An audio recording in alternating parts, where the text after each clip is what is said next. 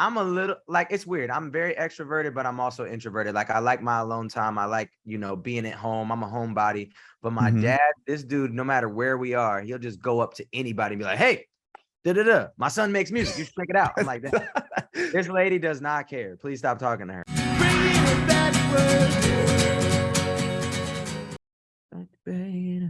Hey, what's going on? What's up? How you doing? I'm doing well, man. How are you? Of Good, good.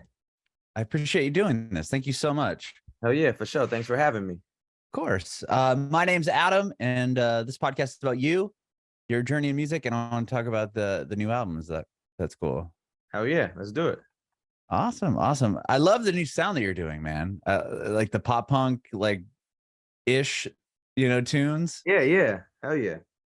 I really like it, man. Well, first off, I guess talk to me. I know you're drinking. I'll give you a second. Like You ask good? you all these questions. So you have a jug in your mouth. Yeah. So I want to talk to you about that for sure. But where were you born and raised? I was born in Bloomington, Illinois. So I kind of grew up there until I was like 14, and then I moved to Arizona. So now I've spent more of my time in Arizona than in Illinois. But yeah, so I stayed in Illinois until I was a freshman, and then I moved to Arizona. Okay. Was it that difficult to move, to a different state when you're going into high school? That must have been rough. Um, it was kind of like things were, so I moved around in Illinois a few Oh, times. So okay. by the time I moved to Arizona, it was kind of normal and it was an upgrade. So I was actually super hyped to get out of Illinois, to be honest. Okay. Yeah, I wasn't Yeah. worried. I didn't know if you like had a whole set of friends that you were like, okay, well, now I finally made it to high school. I'm gonna have to dip. So Yeah, no, okay. I moved to a different school for my freshman year that was like 2 hours away from my hometown, and I couldn't stand it there. So it was like, I mean, there was good times, bad times, but for sure when it was like, oh yeah, we're moving, I was like, cool, let's go. Okay. Okay. Yeah, yeah. So well then what was it like growing up in Illinois then prior to moving to Arizona? It was cool. I definitely always had a lot of friends. I always had a lot of people that I kicked it with. And then I had an interesting dynamic because I'm one of 9 kids, but we all Oh my. all lived in different places. So like it was interesting. Like sometimes I was like an only child, sometimes I was the youngest of 3, sometimes I was the oldest, sometimes just depending on who was at the house. So it was cool though, because it was like 2 of my brothers would come down for the summer. One of my brothers would come every other weekend. My sister would come every other weekend, opposite schedule of that. So it was crazy. Yeah, so there's always like kind of new people in the house, the better what week it was. Yeah, exactly. And then with having a lot of friends too, it was always, them over as well. Our house was kind of like open for everybody. And so was my homies' houses. So it was cool.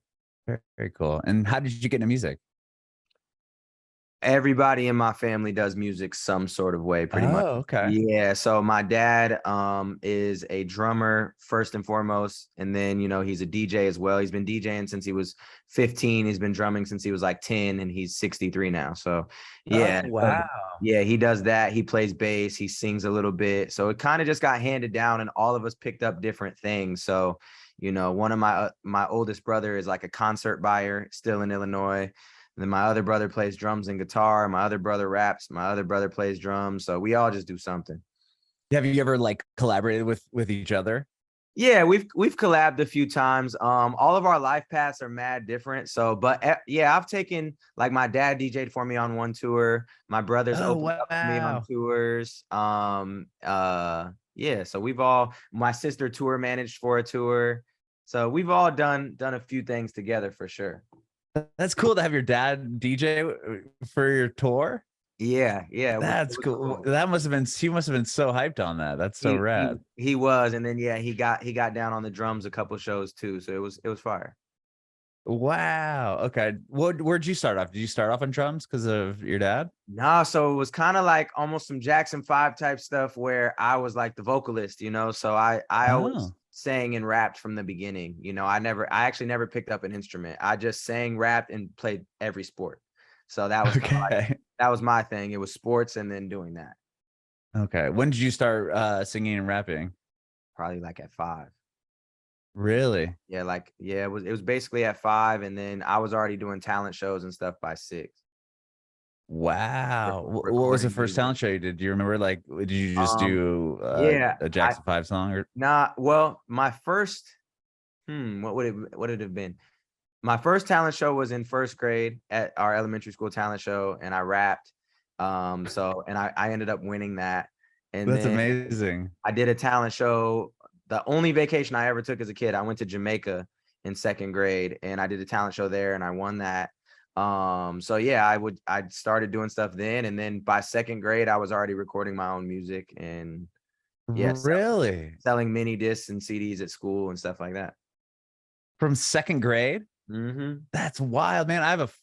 My son is 6. He's in first grade. I can't imagine him doing that. Yeah, yeah. So Wow. it's You're hustling early on. yeah, it's been a long time coming. Yeah, I think I got it from like my pops is mad stingy. Mad stingy.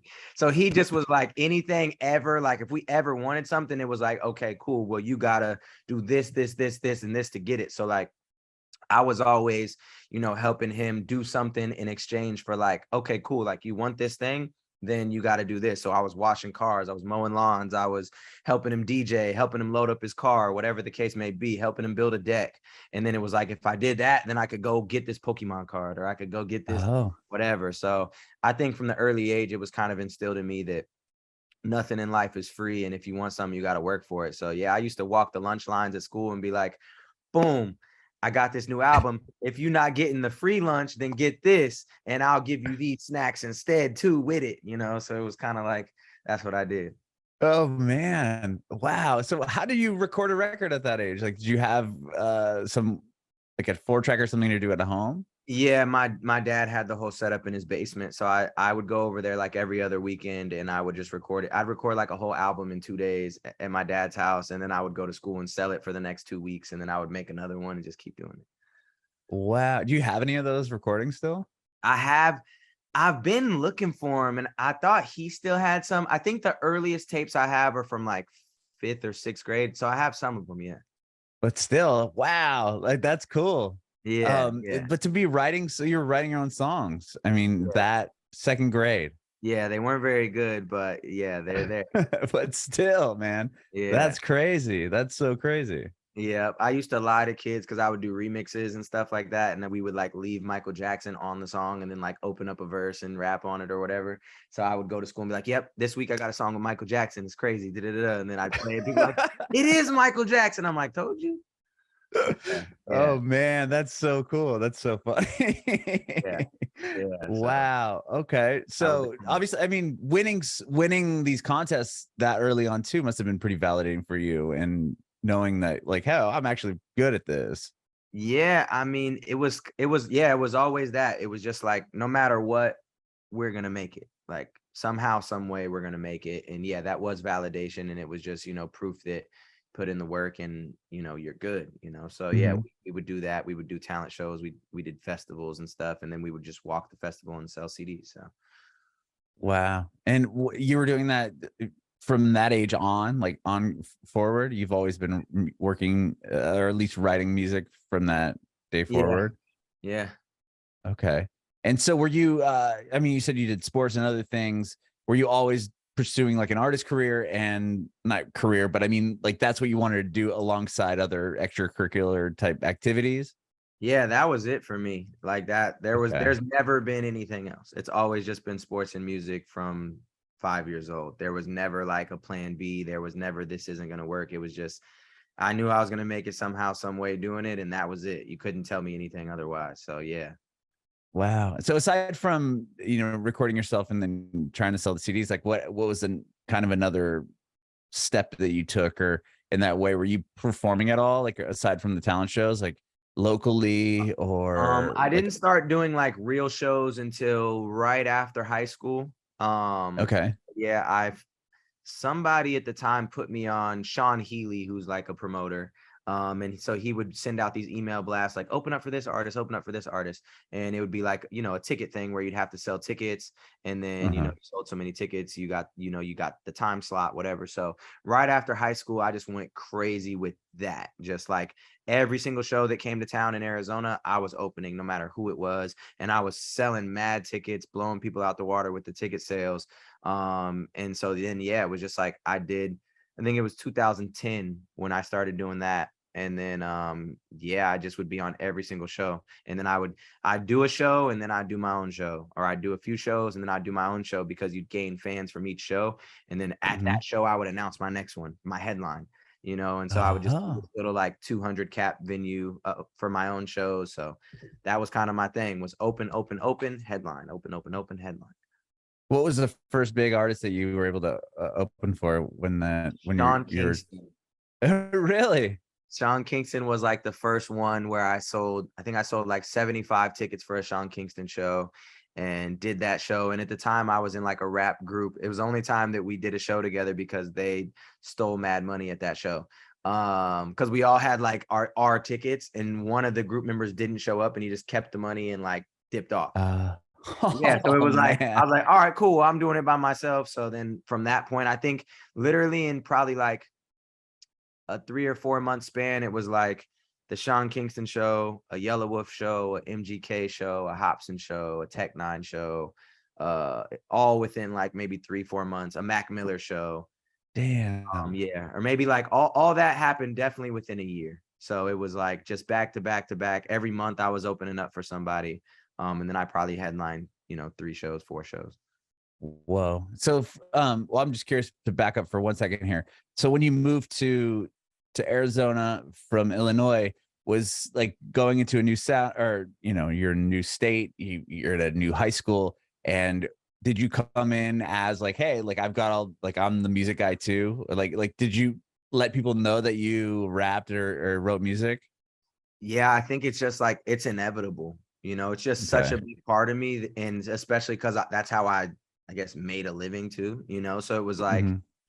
from day one, it was the same thing. It was like, okay, how can I record myself out here? Because now I don't have my dad's equipment, so I had to like get the gear, start recording myself, start recording other people, and then start selling mixtapes at school and doing all that type of stuff. So yeah, it was but it's right away, it's like, oh, who's the new kid? What are you about? What do you do? It's like, yeah, they see me on the I go out for the basketball team. I play football. I do this, I do that.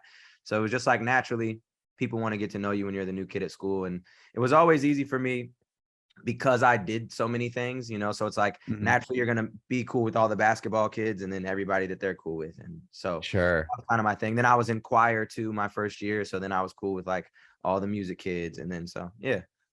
That's cool. Yeah, you seem very like extroverted and like that you can get along with people really very easily. Whereas some people would go to a new school and kind of be very timid and not want to have that outgoing personality to show, what you do outside of, sports or whatever. Yeah, yeah. No, I think it's just yeah, it's kind of just a natural thing. And that's probably another thing I get from my dad. This dude, he's more extroverted than anybody. He'll go up to anybody at any time. Like I'm a little like it's weird. I'm very extroverted, but I'm also introverted. Like I like my alone time. I like, being at home. I'm a homebody. But my Mhm. dad, this dude, no matter where we are, he'll just go up to anybody and be like, hey, da da da. My son makes music. You should check it out. I'm like, this lady does not care. Please stop talking to her, but that's him. That's funny. That sounds exactly like my father-in-law. He does that. He's the guy that will just start talking to anybody. Like, and no matter Anybody. where we are, he's the same thing. Just like goes up and chats somebody's ear off for 20 minutes. It I'm like, works how do you though. do that? It works. He's gotten so many different, like, just weird opportunities because he'll just talk to somebody. And usually, like, he'll tell me, he'll be like, this guy does something. I got to talk to him. Da, da, da, da. And he'll just go up and then he makes a friend. And then all of a sudden he has like another job or an opportunity because he talked to this guy. So it works. Sure. That's funny. Yeah. What was like you after high school, you said you started doing these shows. That's when you were selling the tickets and opening up for Sean Kingston, MGK and Yellow Wolf and all those artists. Like aside from obviously, I'm sure that got you in the, in the light and or on, in the spotlight as far as people in your area and around where you grew up in Arizona or where you're living in Arizona. Like what was the next kind of level? Like having those slots opening up for these bigger artists, were you attracting like managers or label interests or anybody like going, oh, we need to go, check this kid out. He's been opening all these big shows. Yeah. So it was interesting. So that was happening. And at the same time, I started shooting music videos for my music with one of my buddies from the basketball team. He went to film. He's like honestly the biggest, and now he's like the biggest videographer in the world. It's crazy. Wow. His name's Jacob Owens, but he has like, he teaches people all sorts of stuff. He has like 10 different businesses, film locations, all sorts of stuff. So me and him went to high school together, and so we started shooting music videos while he was in film school, and then we started putting those out, getting on blogs. So once I discovered what blogs were, I was just like, oh, I got to be on every blog. So I just started submitting to all these different blogs. And that's kind of how I got, it was between YouTube and the blogs where I started like getting a buzz outside of Arizona. And what we would do, since he was in film school, this is like, you got to think like 2011. So there's not that, people don't have cameras like how they do now. Not everybody just had it. Right. You know, so we would title my music videos T2I music video, because we shot it on a T2I. So when everybody started getting cameras, they were watching music videos, trying to figure out how to use them. So a lot of my first fans came from people that were trying to figure out how to use a T2I camera to shoot music videos. And so like my videographer got mad followers, I got mad followers, and it was like that attracted, the blogs attracted. And then, yeah, I had people out here like the promoters and one dude who wanted to manage me, you know, reach out. And then I think the first label that ever hit me was Motown, actually. Really? Wanted to offer me, it was like a label under Motown. They wanted to Mhm. offer me a deal. I didn't end up taking it, but yeah, they offered me a deal. And yeah, so that was kind of the start of everything. Was 2011 was the music videos, the shows. I think I locked in my manager at that time in 2000, like into 2011, maybe early 2012. Mhm. That's exciting. I mean, I've heard a lot of other artists speak on the collaborating in that sense, where you're not working with another artist, but another person within kind of an artistic element, like having a videographer that's going to be using this camera, and people are going to be searching this type of camera to, how do I use this camera? And then it's, oh, well, now I'm checking out this guy's music. Like, this guy's dope. And then it's kind of like this, you're building each other's brands, but in two totally different worlds. Yeah, it was that. And I had I had a producer too. So like, obviously I'm a broke, you know, college student. So it was just like, I didn't have the money to pay for a videographer, and I didn't have the money to pay for a producer or marketing either. So I actually did a deal with, instead of taking a label deal, one of the blogs I submitted to was phoenixhiphop.net. And the dude who owned that was also a producer, engineer, and marketer. So Oh, wow. I ended up doing a deal with him. He was like ready to retire. He was like, forget music. He was done with it. And then when he heard my stuff, he kind of came back around and was like, I want to work with you. So I recorded all my music at his house for free. You know, after high school, he produced all my beats and he marketed all my music, and we went 50-50 on like all my expenses. So my team was really him and my videographer. And then after that, I got the manager. Oh, that's cool. Yeah. Yeah. So the Um, relationships are everything, you know. Yeah, I Especially was gonna say that it sounds like just having that network and having that team of people around you really, really helped. yeah, no, it definitely did. Life changing. So from there, like, what would you say like the next kind of big milestone moment in your career would have been? For 2 years, it was like that same pattern, rinse and repeat. You know, it was Mhm. blogs, music videos, opening up for people in Arizona. And then in 2013, I think, yeah, I toured for the first time for real, for real. Like, I opened up a tour for Lazy Bone, which was a shit show. It was, Oh, yeah, really? it was so bad. Like, out of like 20 shows, like 12 got canceled. It just wasn't ran properly. And Lazy Bone's dope. He's a great person, but yeah, Mhm. it just didn't go well. So I did You have a that. record with Lazy Bone, don't you? Yeah, so that record dropped right after, and that's kind of when everything really changed. Okay. There's obviously small milestones, you know, there's like a Mhm. backpack cipher. There's just, I try to get on as many platforms as possible. So with every platform kind of comes these new fans. But then I guess I'll Smoke was the first song that was like, oh wow, like I was able to really, really live off music, I guess at that time comfortably. You know, it was Mhm. like, okay, cool. You know, my only expense really was I rented out my homie's garage and lived in a garage. And so my rent there was like $400, you know? Um, so then I was living comfortably off music, and then I decided to move to LA. So yeah, 2014, I guess How Smoke came out, and that was like the first musical, like big break, like big song, I guess, that I had. Mhm. And with like 2014, I'm trying to think as far as timeline with like Spotify wasn't a very big thing at that point, right? No, it was all iTunes sales. It was people iTunes. Okay. actually buying the album and actually buying the single. So it was like, you know, I think I went from maybe making like $800 a month on music to maybe like 3,000 or something like that. Maybe something around. Yeah. And then I Yeah, moved it's to wild how LA. it's just all streaming now. I mean, to have Yeah. unfortunate, like the purchasing of records is not quite there anymore. No, not at all. So yeah, I moved to LA off that. And then 2015, everything really took off. Okay. So tell me, that's when The Rise comes out. Yep, exactly. Okay. So tell me about that whole Yeah. experience. So basically, once again, I was just always trying to collaborate with artists, with, you know, YouTubers, whatever. And so I saw this guy when I was still living in Arizona. I saw this guy who did this prank and it was on the news, and it was eating junk food at the gym. And so I was like, this looks like the gym that I go to. So I hit him up and I'm like, yo, are you in Arizona? And he's like, yeah. And then so and his name was Big Dawes. And so he's like, actually, yeah, I'm a huge fan of you. I guess I'll smoke is my jam. So I'm like, yo, we should link up and do some pranks. I'm down. Like, let me in. And he was like, bet. So we did a couple pranks that weren't music related, like staring at strangers in public and like just awkward stuff. And then he did a nerd raps himself where he went up to people and like rapped, and he put on this, he was like, Ernie was his rap name. And obviously he's not that good of a rapper, but it still went viral.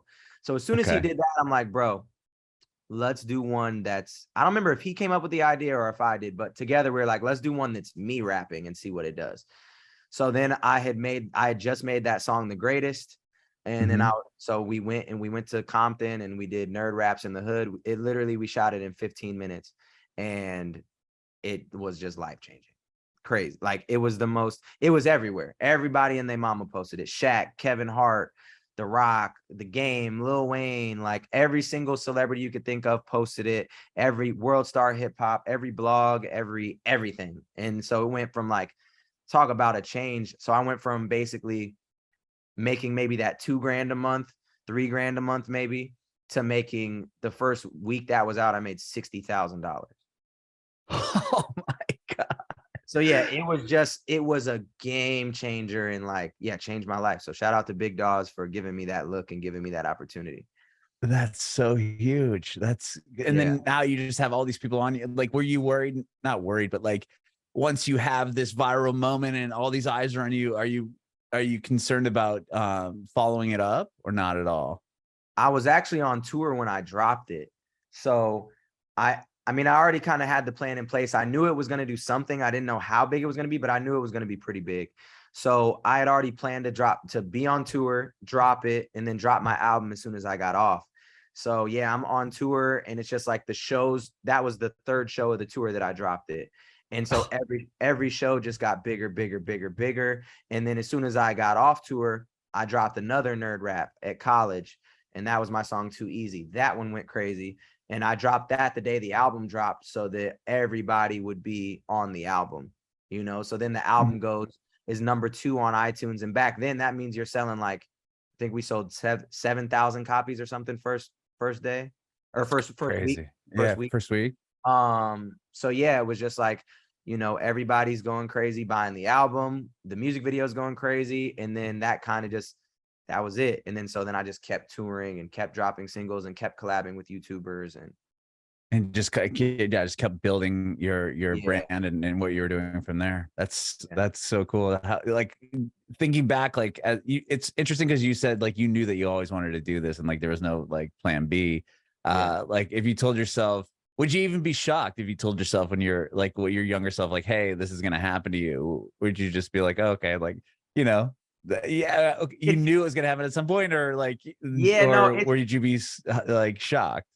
it's really weird. And sometimes I feel like a dickhead for saying it, but like, I wouldn't be shocked because it was just like, it was just what I just wanted it so bad, bro. Like I just wanted it so bad from the time I was so young that like me and my brother would just talk about it every day. Like you never know when or how necessarily, but if you just keep going, it can happen in some way, shape, or form. Like obviously my thoughts as a kid was, oh, I'm gonna get signed to a label, I'm gonna be performing at the VMAs, I'm gonna be doing this, I'm gonna be doing that, you know. And so but when I got the success, it wasn't like those things necessarily. It was just like, right. I made it, you know. So when there's just that sigh of relief, like, whoa, bro, like we're really here. Like it really happened.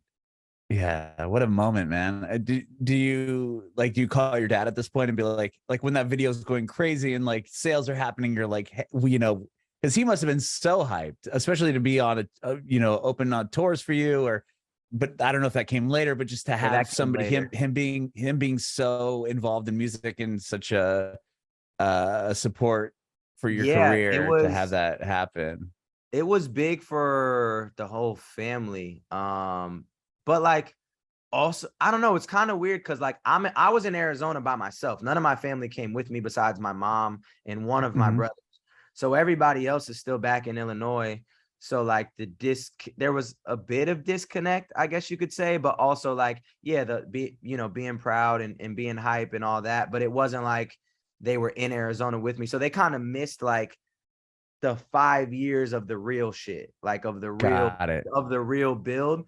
But yeah, Mhm. definitely everybody was hype, everybody was proud. But when you're in the moment, you don't necessarily realize you're in the moment. And I think when you're your kid or your brother's in the moment, like you don't realize how big it is until like you're at a show or you're at Mm. this or you're at that. So I think they missed a lot of those moments of like the 2000 people at my show or like my headline show or things like that. So but they definitely all were, yeah, very proud, very hype. And then it was like, yeah, it was just, okay, where do we go from here? And then obviously like Yeah, bringing them out to different stuff. Like I brought my dad to New York when I did Jimmy Fallon. So he got to, you know, experience that, or like that's so cool. going on vacations and trips and stuff that we always wanted to do. So yeah, it was definitely a dope time. But I was also so busy that like it was nonstop. Mhm. Yeah. And then to have and to be able to pull your family in and include them, I think that's such a cool thing to do too. You know, you said your sister was like tour managing you, and you brought your brothers in, and you had your dad tour, and you said, I think you said your brother drummed or did something with you as well. Like that's Yeah. so cool to be able to like bring everybody in, you know, get everyone in the family involved in what you Right. in your success and what you were doing. For sure. For sure. So tell me about this. I want to talk about the new stuff now, because I love the sound and it's just so different than what you had been putting out prior. Like, how did you go about this? And tell me the idea behind going basically in kind of a different genre ish, so Yeah. to speak. So basically, I think because I rapped my ass off from the time I was 5 until the time I was till 2016, basically. I don't want to say I lost the love for it, but I was burnt out for sure. Mhm. And so if you listen to any of my music since 2016, it's all different. Like Right. everything is different from every project I've dropped since 2017 till now does not sound like The Rise or anything before that. Mhm. And so I just kind of been searching, man. Like I just been searching and not searching, just experimenting and having fun, you know? And so I wasn't expecting to do pop punk at all. Not in the slightest. I was working on a project with my guy Boy Lord, who produced my two albums in 2019. And we were kind of doing like there's guitars involved, but it was more like alternative R&B rock fused Mhm. together.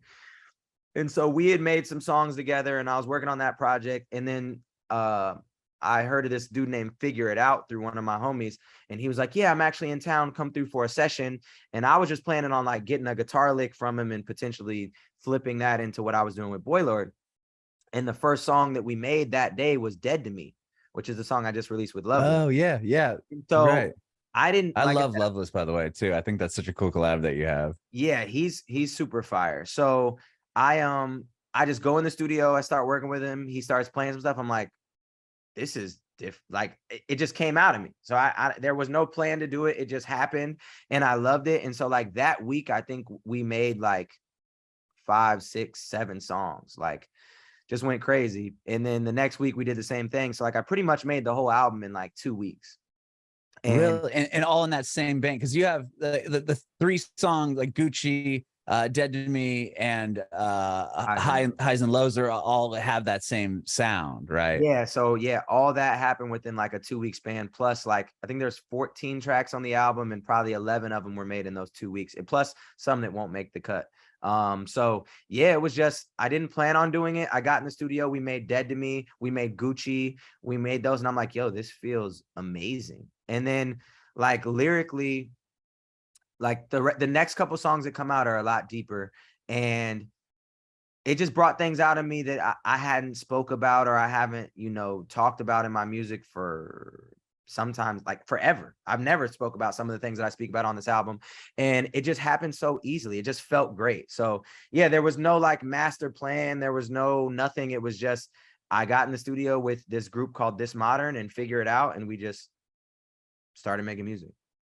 When you say that you haven't talked about these subjects that are going to be on this album, are they more of like a darker, like sadder thing? Because I mean, like Gucci and like these songs are like, upbeat and like kind of funny, and especially the video for Gucci, which I want to talk to you about. But like it has that like kind of comedic undertone a little bit to it. The album kind of flows where it starts off very fun, and then it kind of it transitions into like the deeper stuff. So okay, yeah, there's a song on there, some we haven't really spoke about. My dad and my mom split multiple times, and then like they really split up, and it was weird because me and my dad were really close when I was young, and then once they split up, it was kind of like he moved on, he had his own family, and it was kind of like we were kind of off to the side. So I talk about that in a song that's coming out actually in 2 weeks called How Could You. And that has Magnolia Park on it. wow. And yeah, his dad, he hasn't really Josh, the lead singer of Magnolia Park, hasn't really, I don't even think seen it. I think he's only seen his dad a few times. Don't quote me on that, but I think something like that. His dad lives in like London or something. So yeah, so he gets on that and talks about that. Everything is just really personal. Like, let me look at the track list real quick. There's a song about my cousin. Me and my cousin are close, and he bottles a bunch of stuff up and doesn't really talk about it. So there's a song about that. Like, you can tell me you don't have to tell me anything, but you can tell me anything you want to. There's a song called True Colors, which is about my old merch guy who was like my best friend, who stole money from me and lied to me about it. There's a song on there about my sister's ex-boyfriend. There's a song about not running away from your problems. There's a song called She Ain't Taking Me Back. There's a song called Hate Me Now. So it's like, yeah, there's a lot of deep songs on there that are, some of them very personal to me, and some of them very personal to just like stories from people that I know, and like different situations kind of fused together. But they just flowed out of me, very simple, very easy. And that doesn't happen all the time. Yeah. Like, are you a fan of did you listen to pop punk or anything? Like, I mean, it's cool to see that people are doing that, like kind of, not that you sound like any of them, but like Hoodie Allen has some pop punk stuff coming out, and Mod Sun has done it, and even Black Bear's recent stuff. And I just love to hear it, because there's something like all of y'all's lyrics are so deep and so, so poetic and amazing. And that's what made that emo scene of the early 2000s and mid 2000s like so good. And then to have people like you that can write really well, and then coming in and sing too, and then doing it on these pop punk riffs and stuff, I think it sounds so cool. Yeah, I wouldn't say that like I'm a pop punk head. I'm kind of like this with movies. Like, I couldn't name 10 actors, right? I like movies, I watch movies, but sure, I could never name 10 actors. And pop punk for me was kind of the same way, where it was like I never was, playing sports and being Black. Like, it wasn't like a cool thing necessarily. Like, I was the only one of my friends to listen to pop punk, for real. Sure. It wasn't like I was so deep in it that like I knew all the bands and I knew who sung what. It was just like, yo, I like this song, I listened to this song. And even like I was in control of my team's warm-up music for basketball in high school, and I put Chop Suey on there.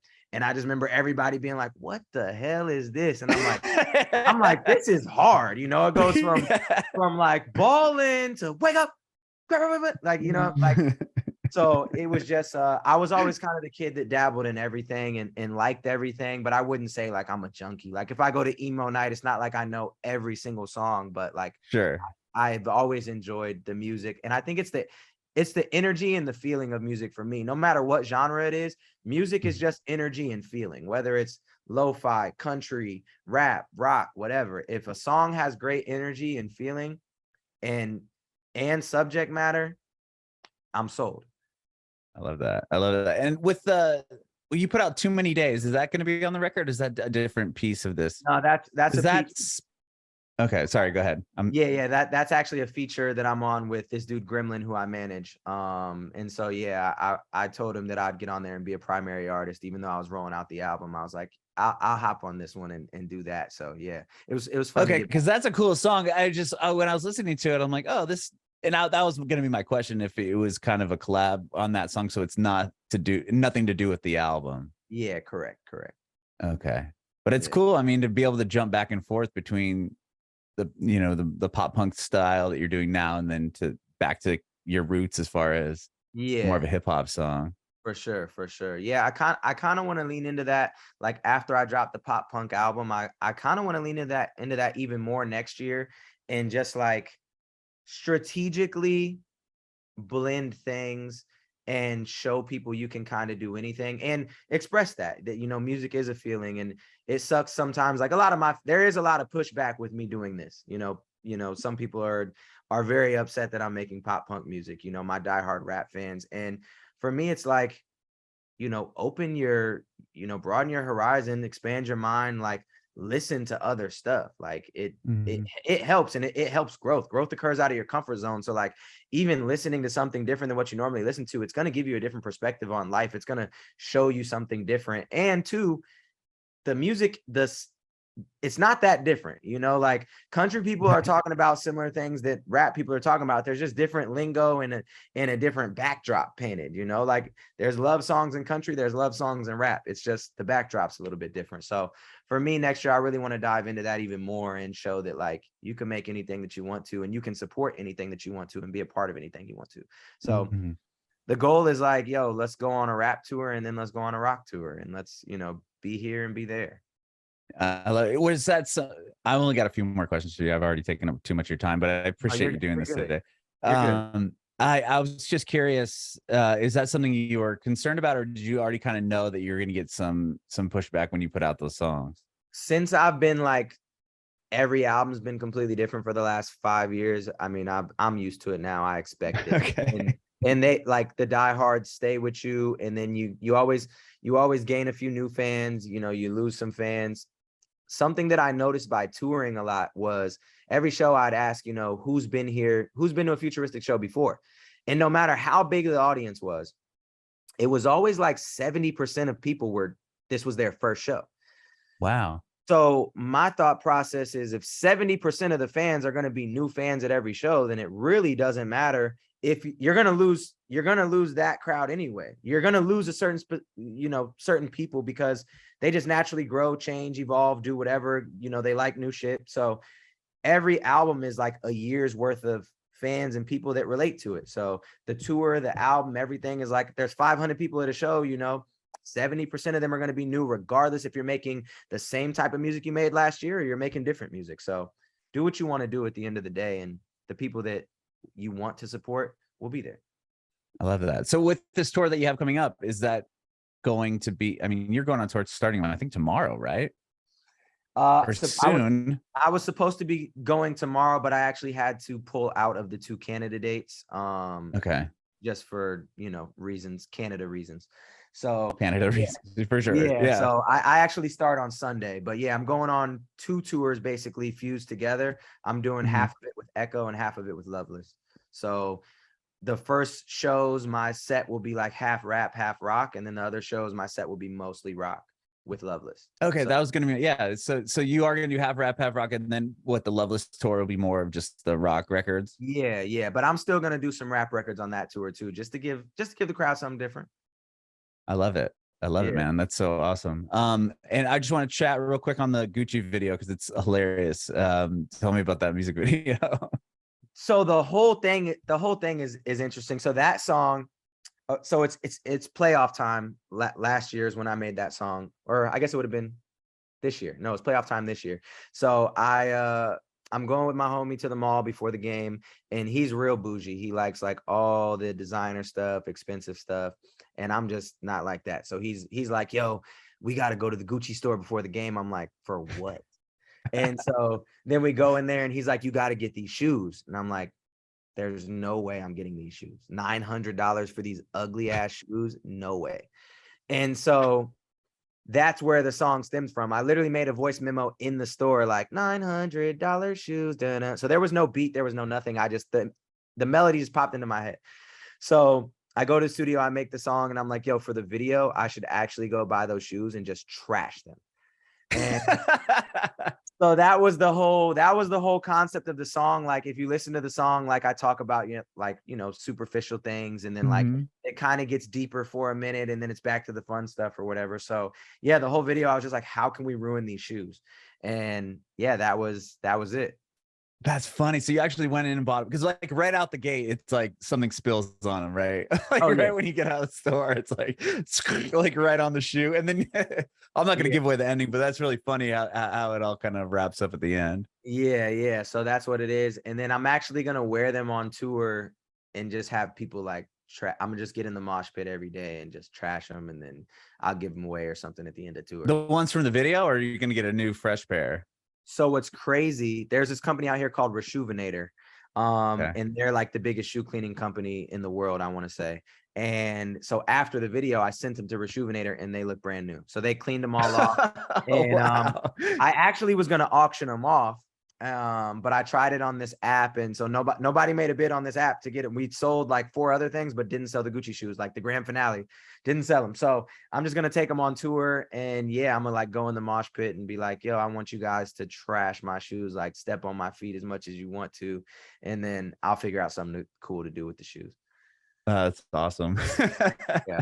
Well, thank you so much, man, for doing this. I really, really appreciate your time. My last quick question for you is if you have any advice for aspiring artists. Yeah, definitely.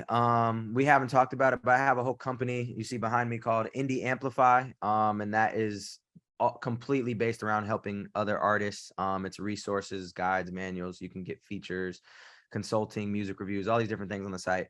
I guess my main advice would be just keep going, keep going. And then I think find your purpose and live that purpose. So I say that because it's very easy to get lost in this industry, chasing trends and, trying to do things that are not really you. So I always tell people, like, find your purpose and what you stand for and who you are as a human, and let everything be based around that, because that's how you're going to attract your best crowd, and the right type of crowd. So, if you're a motivational person, then that means your merch should be motivational. Your music should be motivational. You're only collabing with people that are, putting out positive vibes in the universe. And yeah, find your purpose and keep going.